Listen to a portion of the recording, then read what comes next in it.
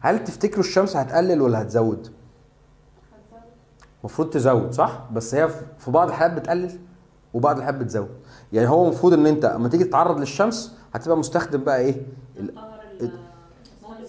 بالظبط، هي المفروض بتطهر بالظبط.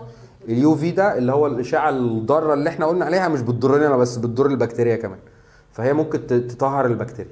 طب فالحد بشرته حساسه المفروض يبعد بقى عن البكتيريا. طب نعرفها ازاي دلوقتي؟ اول حاجه خد بالك ان انت كده كده محتاج تحط سان سكرين. مش تقول اصل انا عندي حبوب فانا عايز اطهر الحبوب فتلزع وشك في الشمس بقى، فاهم؟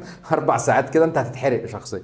تمام. فاول حاجه انت كده كده لازم تستخدم سان سكرين. بعد التعرض للشمس بيبقى في عرق، بيبقى في افرازات، بيبقى في حاجات، فلازم تنظف وشك ايه بشكل كويس وتحط مرطب مناسب للبشره الدهنيه. كده كده في سان كير، انت كده يعني بتاخد بالك، بتحط الحاجات المناسبه للشمس حتى لو عندك بشره دهنيه او ما عندكش حتى بشره دهنيه يعني. تمام. طيب انا عايز اجرب الموضوع ده، هعمل ايه؟ ما تحاولش تتعرض للشمس بشكل كبير، وتكون حاطط سان سكرين وتجرب. لو انت حاسس ان هي ممكن تفيدك، هي ممكن تفيد وممكن تضر.